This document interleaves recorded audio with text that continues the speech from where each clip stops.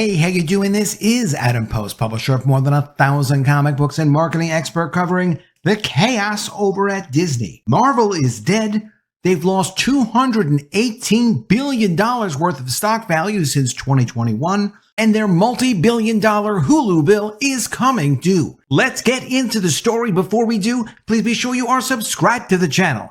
Click the bell for notifications. Give me a thumbs up. I really appreciate you guys. What's going on at Disney is absolutely the most wild and chaotic thing I could ever imagine, but it is beyond my imagination. Every time something strange happens and they have a problem, something else strange happens and they have an even bigger problem. They're about to face the conclusion that they can't avoid. They've destroyed the Marvel brand. It doesn't mean that someone couldn't resuscitate it. You can have a string of bad movies, and then you can do a string of great movies. But they're really about to hit the wall on the new movie, The Marvels, coming out November 10th. They're going to have to pay for Hulu. On November 1st, it's expected that Comcast, who also owns their competitor Universal, will trigger their deal, announcing that they want to be paid officially for the 1/3 of Hulu that Disney agreed to pay for when the Fox acquisition took place in 2019. That's going to cost them multiple billions of dollars. And if that isn't a big enough deal, a very credible article from Bloomberg cited numerous sources that Disney is considering buying a large video game company. The video game company has a market value right now of $35 billion, which means if you were going to buy it, you'd have to pay more than the market value, probably at least $40 billion.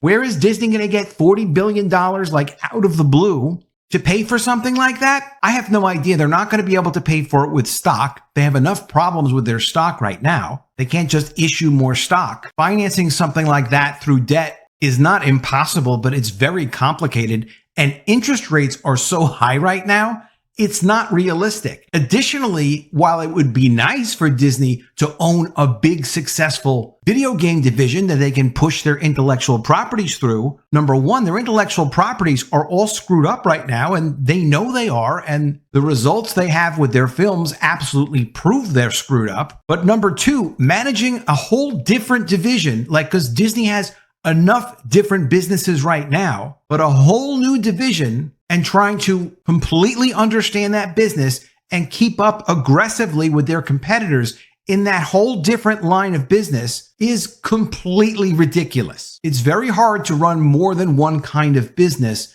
To run multiple businesses the way Disney is doing it now clearly is too difficult for them. And then to add that complexity of the gaming industry, but trying to also vertically integrate, so to utilize obviously their own intellectual properties to push out through those video games, that adds yet another complexity. It's much harder to market your own stuff than someone else's stuff, because almost like they do with their agenda, you're pushing your stuff out through that new outlet, through that new platform. Just incredibly complicated. On the story of the Marvels being really a complete disaster for them, this comes from Cosmic Book News, an update to a story we did earlier. The Marvel's box office estimates worse than The Flash, and Marvel is freaking out over it. Marvel's afraid, according to YouTuber Grace Randolph, while reporting on the problems with Marvel and that Ms. Marvel has such low ratings on Disney+, Marvel Studios is freaking out about the Marvel's pre-sales and is scared by the low numbers. Ms. Marvel, of course, is one of the members of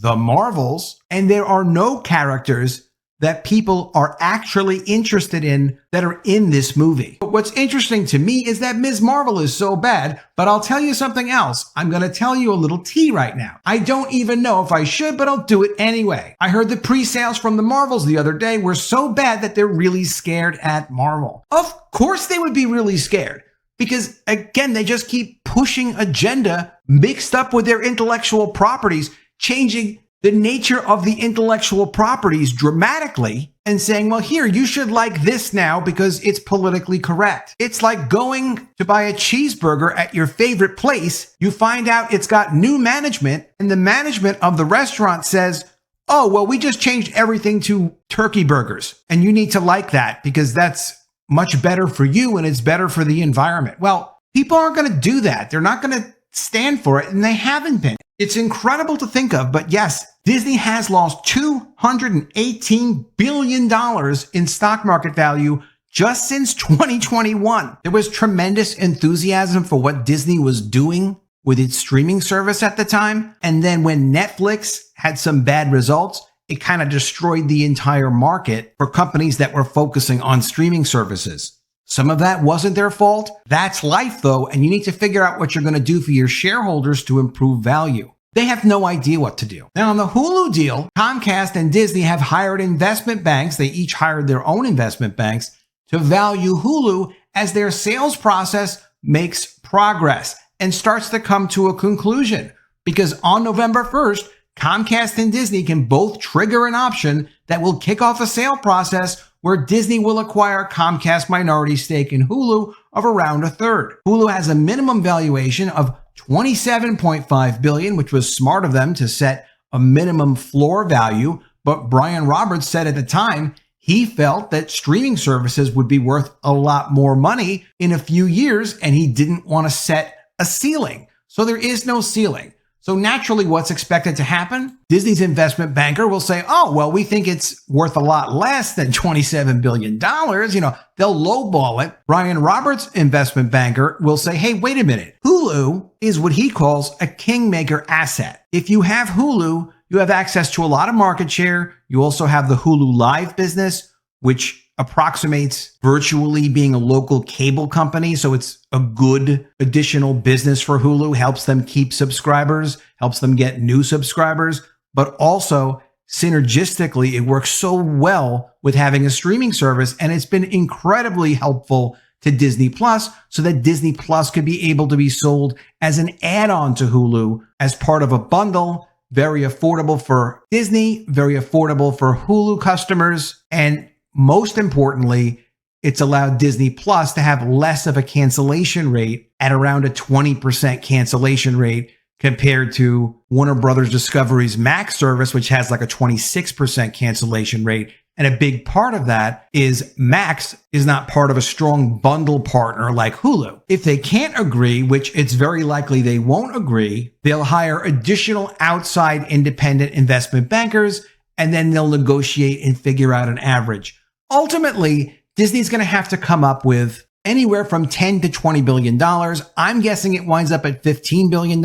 Disney can raise that amount of money. They can do it a number of different ways. But this concept of Disney then going and saying, okay, well, we'll just buy Electronic Arts, which could be $35 billion at its current market cap. Maybe you throw an extra $5 billion in there. Of course, the problem with that is that this is not something Disney was prepared to finance. You can usually finance some of the cost of acquiring a company from the income the company is generating, sometimes by selling some of its assets, but it would be very expensive, and interest rates are absolutely astronomical now, much, much higher than they were. It just makes it very difficult to look at buying any assets right now, which is why a lot of people can't even buy homes right now. It's a very expensive time for people to buy assets of any kind. Of course, additionally, what Bob Iger needs to deal with, and it feels like Bob Iger is going to take the opportunity to allow Nelson Peltz to come on the board and do what Nelson Peltz feels like he needs to do to fix Disney. But he's going to have to deal with this Peltz guy,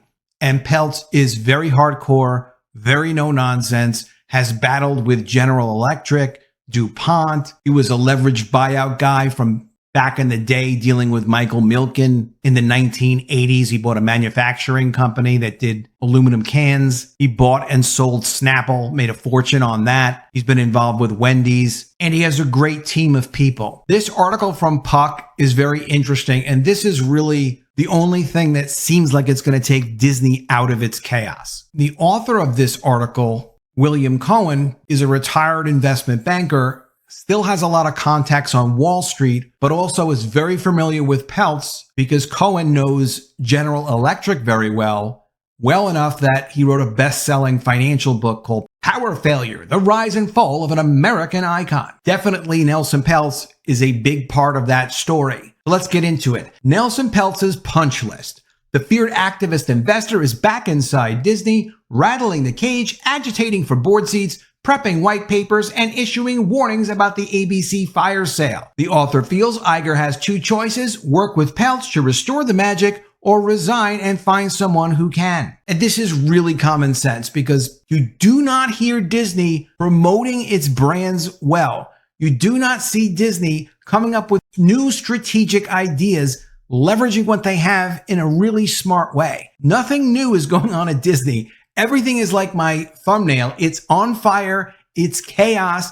It's going nowhere, and Bob Iger keeps getting surrounded. Various strategic initiatives that Iger has promised to execute, fixing Disney Plus, selling off ABC, figuring out a plan for Hulu and ESPN, have barely materialized. Then over the weekend comes the strategic leak that activist investor Nelson Peltz, the smiling crocodile, as Jeff Immelt from General Electric once called him, has increased his stake in Disney and revived his firm's plans for a proxy fight. Could it be that Iger, the legendary transformative CEO who has more than quadrupled Disney's market value from 2005 to 2020 during a period of extraordinary mergers and acquisition growth, is not the right CEO to lead the company through the television industry's macro contraction? Certainly, it's a question on Peltz's mind and on the mind of other shareholders. Clearly, Iger is not the guy for this. I have consistently given Iger credit for getting a hold of incredible franchises like Marvel,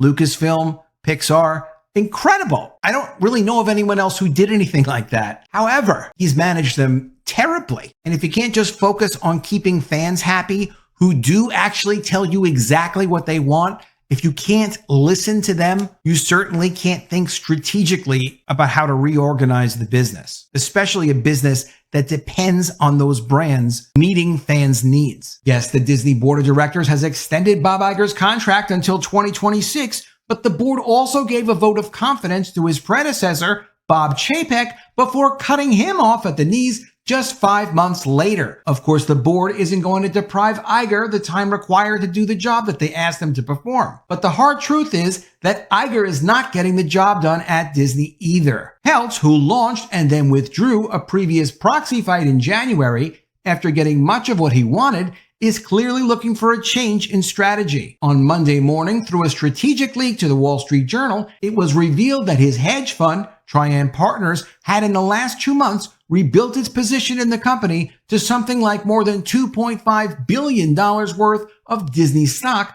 making it one of the largest shareholders with a 1.7% stake. Of course, the information would not have become public unless the smiling crocodile Peltz wanted it to be. There is no SEC disclosure requirement unless an investor passes an ownership threshold, generally around 5% of a company's stock. So why is Peltz leaking this to the Journal? That's probably what Bob Iger is wondering. Peltz is obviously hoping to rattle Iger's cage. According to the published reports surrounding Trian's increased stake in Disney, Peltz is expected to ask for multiple seats on the Disney board, including one for himself. If Peltz doesn't get what he wants, he will launch another proxy fight this coming spring, just like he did last year. Peltz, of course, had made similar demands of Chapek through the summer of 2022 after acquiring a sizable stake in Disney. Part of the justification given at the time for replacing Chapek with Iger, according to Peltz's proxy statement,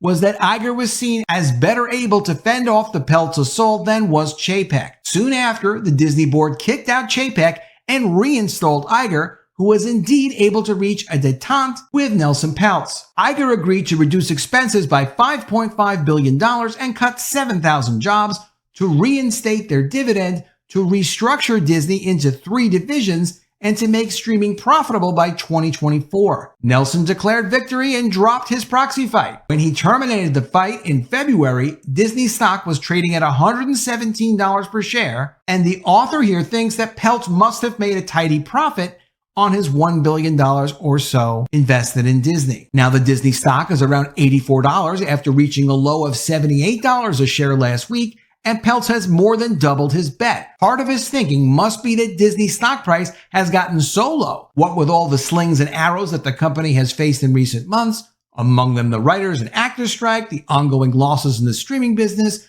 and Iger's foot and mouth interview in Sun Valley, that he believes it's simply oversold and a good buy. The author says this is not investment advice, and I reiterate, I do not trust Disney. 1, respect their fans and produce content that they know their fans really want. And 2, articulate a reasonable strategy for what they're doing with their streaming and their linear networks. They have an incredible opportunity, as I keep saying, to develop a wholesale business of distributing their streaming services through cable companies, and then a retail business of still selling direct to consumer. It's inexplicable why they're not doing that. Part of the $2.5 billion investment from Peltz must also be that Peltz thinks Iger is more vulnerable than he was at the start of the year when he was looking more like a returning conquering hero, and that, quote, Trian believes it's now time to have a seat at the table, as a source told the Financial Times, adding that Disney shares are significantly undervalued and the board needs to be more focused, aligned, and accountable. It's hard to argue with any of that. You just can't. The stock isn't trading well, that's for sure.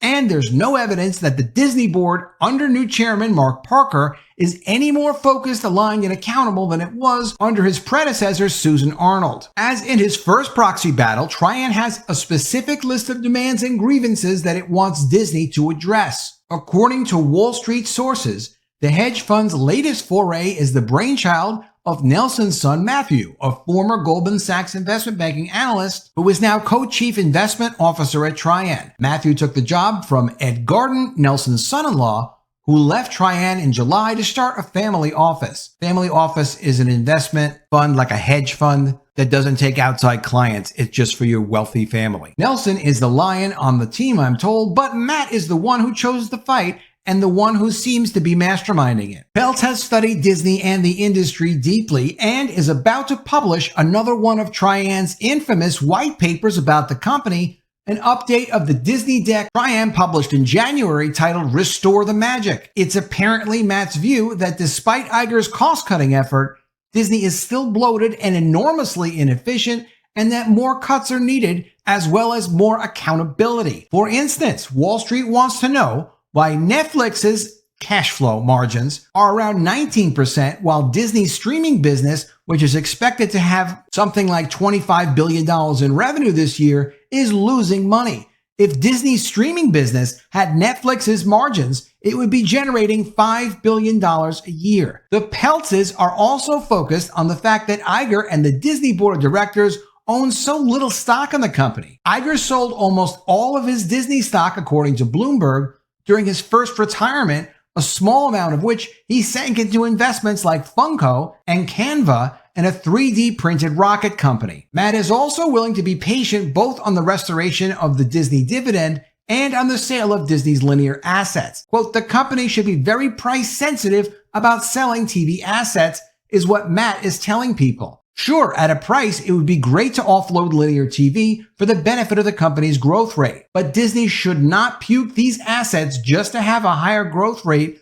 because they do create content that Disney can use in its various distribution channels. Wait until they get into Disney's financials and they really start to understand some of their accounting methods. And if Disney sells these assets, they will end up licensing that programming or creating it from scratch. You wouldn't want to sell for less than you go and actually buy for. Matt apparently thinks Trian deserves the board seats and is prepared to again launch a proxy fight unless Iger welcomes Trian representatives onto the board. The question is whether Iger will fight back or cave in to Peltz's demands. It's hard to know what's going to happen. Iger has a powerful ego and he won't want to be seen giving in to Nelson. But things at Disney are looking a lot different today than they looked in January. For one thing, Iger has not shown anyone that he knows what to do to solve Disney's problems. Arguably, you can say he's made things worse by putting out the statement everything is on the table and then doing pretty much nothing, save for reaching a bizarre gambling deal for ESPN with Penn Entertainment. He also came to an accommodation with Charter, which was from Charter's side. That was masterminded by John Malone, the cable guru. And it was essentially to Disney, you better take this deal or leave it because we're ready to walk away from you. Disney took it. Iger also announced he intended to spend $60 billion on Disney's parks division over the next decade, which was double the $30 billion they spent. But if you adjust that for inflation, is it really that much more? It doesn't seem like it's all that much more money, and at least according to the financials that Disney is reporting, the parks are really profitable. Meanwhile, Iger's made no progress on the sale or spin-off of Disney's linear assets. The Hulu situation remains unresolved, as does the ESPN situation. We're still months, if not years away from a profitable solution for Disney's streaming platforms, nor is any solution on the horizon for ESPN's direct-to-consumer aspirations. As for finding a successor, there is no evidence anywhere that Iger has made any progress on that front. With the stock down more than 13% and $70 billion of shareholder value flushed in the second Iger era, the author feels, and I agree, that this time Iger will fold and give Peltz what he wants, the 2 board seats, including one for himself and one other for another Trian designee. Frankly, there are good reasons he should just give in to Nelson this go around. At 81 years old, Nelson has learned a thing or two about solving corporate problems. Iger could use the help. He could use the help in finding a proper successor, and he could use the help in deciding what to sell from Disney's stable of assets, which I think is going to be nothing right now. Disney doesn't really need to sell any of these assets, apparently. And as we mentioned before,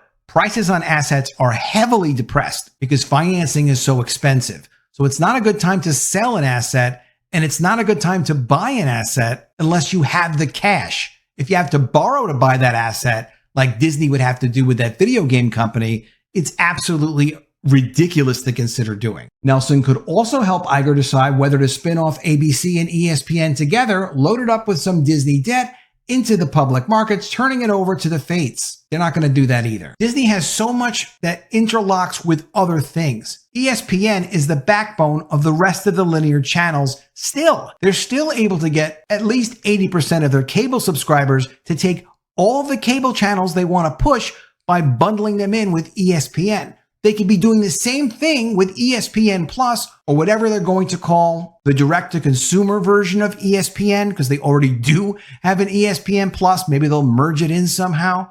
But they could be doing that with the streaming version of ESPN bundled with other streaming channels they have. But Iger isn't really thinking that through in any which way. Peltz is going to understand it. In any case, Iger is better off having Peltz inside the tent than lobbing grenades from the outside, especially since he's now one of the company's largest shareholders and the stock is trading at or near its lows. Iger has a huge number of problems he has to try to solve, and the last thing he needs to add to that heavy burden is a new proxy fight with Nelson Peltz. Nelson Peltz did not push anywhere near as hard as he could have to get that board seat. When Nelson Peltz was going to do a proxy fight, he stopped because Iger agreed to do basically what Peltz wanted to do. But if Peltz felt he needed to keep pushing to get the change that he wanted to see, he would have had to commit another $100 million. $100 million on $1 billion investment, that's kind of a lot of money. It's 10%. $100 million on a $2.5 billion investment, not nearly as much. So Peltz has positioned himself to get what he wants either through negotiation with Bob Iger or through this proxy fight. And Peltz would have a very high chance of winning. Earlier this year, fending off Peltz's proxy fight was a nuisance.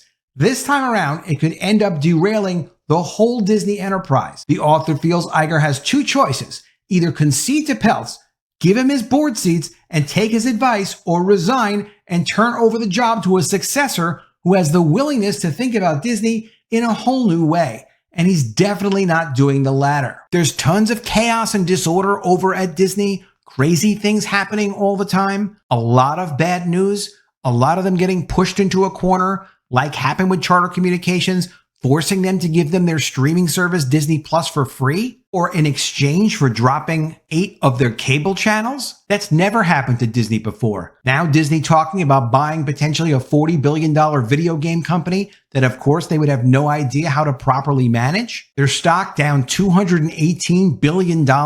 Management upheaval with their CFO leaving. Bob Iger coming in just to prevent Bob Chapek from making a deal with Nelson Peltz. And if you listen to any interview from Bob Iger from his first tenure as CEO, and I advise you definitely check that out, listen to one of them, see how happy and comfortable and on top of the world he sounds, and then listen to any video since he came back. He's not a happy man.